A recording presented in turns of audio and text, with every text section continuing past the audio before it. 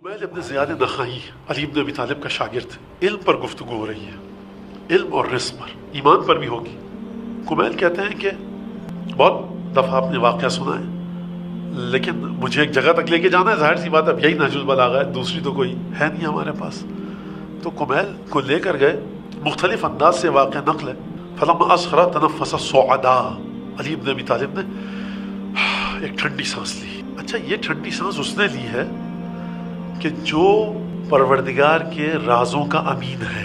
ये ठंडी सांस उसकी है कि अलीउन माल कुरान वल कुरान मा अली। ये ठंडी सांस उसके हलक से निकली है कि जिसके पास कायनात के हर राज का इल्म है, क्योंकि अगर ये ना हो, अगर अली ना हो तो आप बा का तलफ़्फ़ुज़ नहीं कर सकते। समझ गए समझने वाले?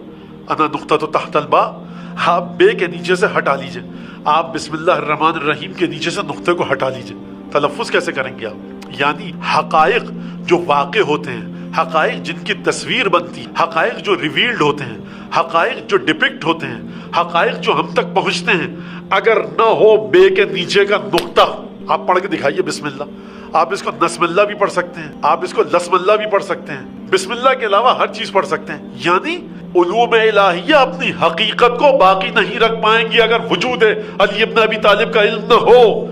ये अली कोई दास्तान सराय नहीं कर रहे, ये शब नशीनी की महफिल नहीं है जो अब्दुल्लाह इब्न अब्बास से कहा मौला मुझे तफसीर पढ़ाइए, कहा कि कल आ जाना। इशा की नमाज पढ़ के बैठे और एक दफा इब्न अब्बास कहते हैं कि फजर तुलू होने वाली थी और कहा कि लौ ज़ादना लैल लज़िदनाक। अब्बा अब्दुल्लाह इब्न अब्बास, रात ने मोहलत नहीं दी, अगर रात हमको मोहलत देती तो हम इससे ज्यादा बाय बिस्मिल्लाह की तफसीर बताते। और फिर क्या फरमाया? लाओ कर, तो अगर मुझे वक्त मिलता तो 70 ऊँटों पे किताबें ला दी जाती बिस्मिल्लाह की तफसीर से। जमाने ने किसको खोया? हम जब ये लफ्ज मैं कह रहा हूँ जुमला और आप सुन रहे हैं, एक अजीब सुरूर तारी हो रहा है और हम किसी दूसरी दुनिया में चले जाते हैं। हकीकत हमें नहीं पता कि 70 ऊँटों पर किताबें ला दी जाती क्या होता।